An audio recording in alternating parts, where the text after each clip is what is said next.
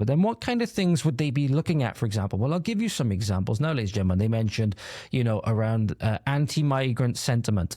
They mentioned around, things around terror attacks and stuff like that. We haven't got any footage of that for you, ladies and gentlemen, but we are going to be going through a couple of things from Europe and other places now where these are going to be instances where I don't think you can blame local people for being angry when they see outsiders coming in and treating their communities, treating their dead, treating everybody the way that they do because they believe that they're supremacist, right, in the name of religion and stuff like that. So this is one clip, ladies and gentlemen, that was shared a matter of just over a day ago. It's difficult to see from the camera because the person recording this is quite far away. But the person that posted this is from Tommy Robinson's page. It says, Pakistani invader in Portugal destroys Christian crosses in a graveyard.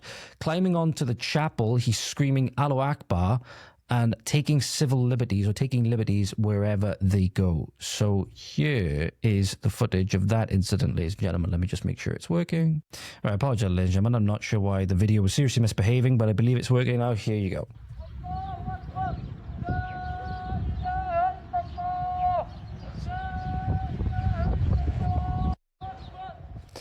So I think upon seeing things like that, you can maybe understand why people are a little bit angry, right? You maybe understand why they're seeing this person coming in from outside, from somewhere else that's not their home. Very likely there's people of this nation, Portugal in this instance, have likely held out their hands to give these people things because they were being misled, told these people were, fleeing persecution, all these things, right? When you usually see the first people fleeing persecution, fleeing some kind of war, actual asylum seekers and stuff like that, women and children, right?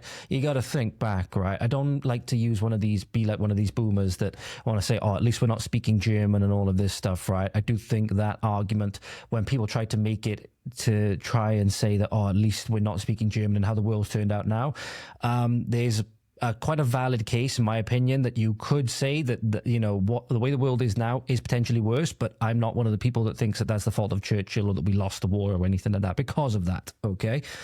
So, you can say that us winning World War II was good, and that the way that our country has turned out since then via the political initiatives that have been put in place is bad. And you can say that the two don't necessarily, either have anything to do with each other, or that, just because our country is bad now doesn't mean that us losing that war was good. Okay? Anyway, getting back onto it. When we were being bombed, when our communities were being bombed, especially big cities and stuff like that, and they had evacuation and stuff like that, what happened?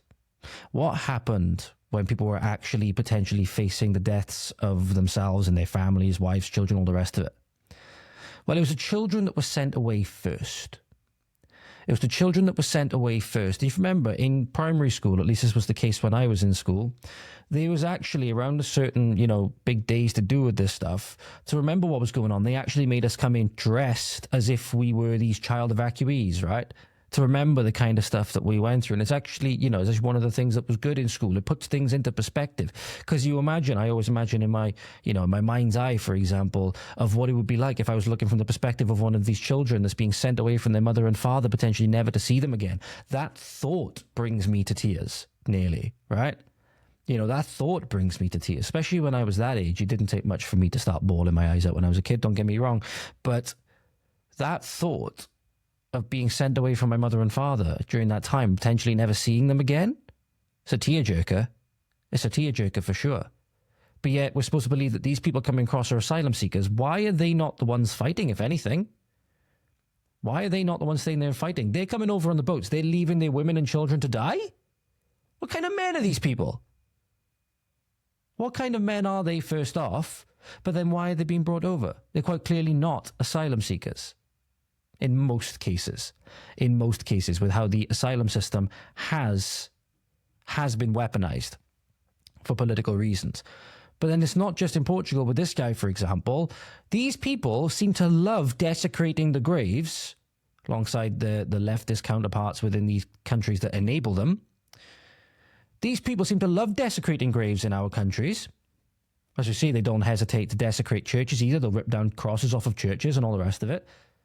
Do you have these Muslim migrants in Belgium having a picnic in a cemetery and putting food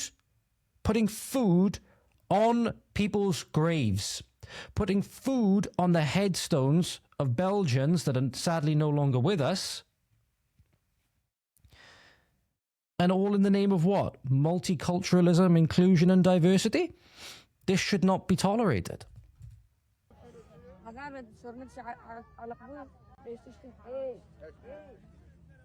So when you see things like this, maybe you can forgive people for being angry.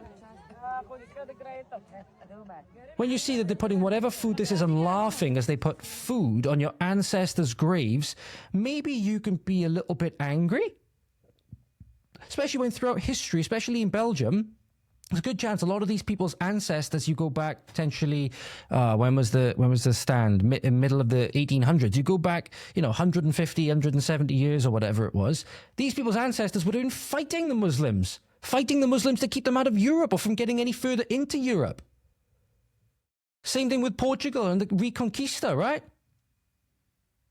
And what did we think? That they were just going to change if we threw open the borders again because we live in this liberal utopia now? They changed nothing about their ideology. They changed nothing about their customs. Changed nothing about their religion or anything like that, or said that we don't want to follow this religion anymore. Right? It's bearing bad fruit and it's not true. We don't want to follow it anymore. And then we just throw open the doors and expect things to be different. We do the same things over and over again and expect things to be different. We are truly, truly insane. These are some of the reasons why people are angry. People are angry as well because allegedly there was a migrant arrested after a mass stabbing incident in Southampton yesterday. So 3 people were injured and taken to hospital, and a migrant was arrested and on charges of attempted murder. The person mentioning this again mentions that the United Kingdom used to be safe and now this is every single day. So here's footage of that arrest that this person has posted. So I don't believe there's any sound for this one. Don't believe there's any sound. So you see he's being arrested. There's 2 police officers arresting him on the floor. So yeah, this was apparently in Southampton yesterday. This is every single day. This is every single day, but the government is worried about what you put on social media. You see how you're in danger yet, British man? Somebody commented under there, again, Southampton man. I covered that, for example, in the last one, where, again, the media is complicit in this as well, via the things they don't cover because it's not politically advantageous, via the things that they do give additional airtime to, even when they really shouldn't, right? And the lies that they tell. But it's, yeah, be told Southampton man either found guilty or not guilty or whatever of 3 counts of attempted murder. In reality, this person has, no ties to Southampton in any way. The only tie to Southampton would be the boat that he come over on, or the boat that his parents come over on, maybe. But yes, Southampton man. In the same way that somebody's family line from Southampton goes back 2, 3, 4, 5, however many thousand years when they were building this country and they're building their communities. It's okay to say that these things are not the same. It's okay to say that these things are not the same, ladies and gentlemen. And you also have this example. So this has been gaining a lot of traction recently. This young gentleman has been gaining a lot of traction on social media. The CEO of Cross and Corner and the youth ambassador at Turning Point UK, young Bob, often seen at Speaker's Corner, not afraid to go toe-to-toe with Muslims and stuff like that. Very, very courageous for such a young man. He's only 17, I believe. And recently he got into an altercation, I believe it was at Speaker's Corner, and thanks to the people that attacked him, as you see in this instance, his microphone has since been broken. The microphone he was using to preach and stuff like that. And again, this is the religion of peace in action. So what happened here is a gang of Muslim hate preachers jump him after he tried to recover the microphone that they stole, right? And again, you see things happen like this. You see a 17-year-old boy at Speaker's Corner preaching the gospel and stuff like that, being assaulted by foreigners by ethnicity, and also preaching a foreign religion. And you think, maybe that's why people are angry, because it's the government that will take the side of the people that attacked young Bob in this instance, not the people of this country who don't want their country overrun with more of this, who want their communities to be safe and prosperous yet again.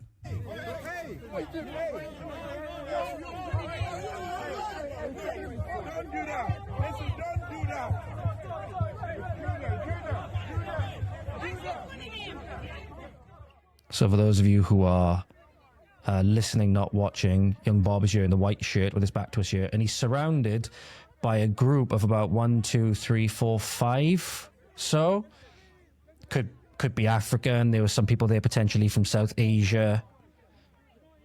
Literally got his hands all over him, mind you. Hands on his neck, hands underneath him, grabbing him, seemingly trying to drag him off somewhere or whatever, or push him back after they've, you know, I don't know if this is before or after. This specific video is before or after they already attacked him and broken his microphone. But yeah, you have this guy attacking you from the back. Any one of these people, here you go. So forcefully attacking him, trying to steal his microphone. There you go. I think they just got away with it there. These people do not belong here. They should never, ever, ever have even been allowed here in the first place. They need to be removed. It's as simple as that. They need to be sent back on the first plane or first ferry home. Whether that be back to France and then from there or wherever. Do not belong here. Their ideology does not belong here. So anybody who thinks it's okay, especially a foreigner, to come out and treat a 17-year-old boy in this way in this country, I'm sorry, no, you don't belong here. And I make no apologies for saying that. I make absolutely no apologies for saying that. Hope young Bob is able to get, I don't think he'll have any problems getting a new microphone and stuff like that. But this should not be happening. The UK was once a civilized country. The UK was once a civilized country where you could have open and honest discussion. Now it's a relatively high trust society, especially when you look at some of the other societies across the world and across time as well.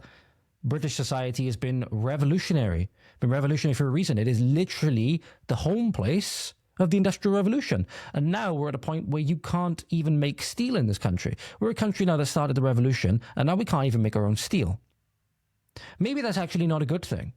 Maybe us self-flagellating and virtue signaling in this way for people that are never going to respect us, never going to do right by us anyway, maybe we should stop doing that. Maybe our government especially should stop doing that.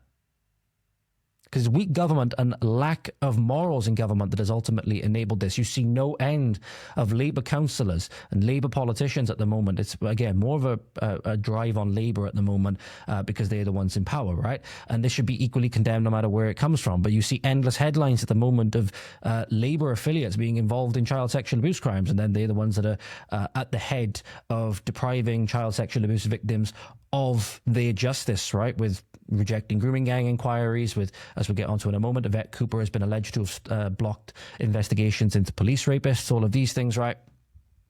Again, people are angry.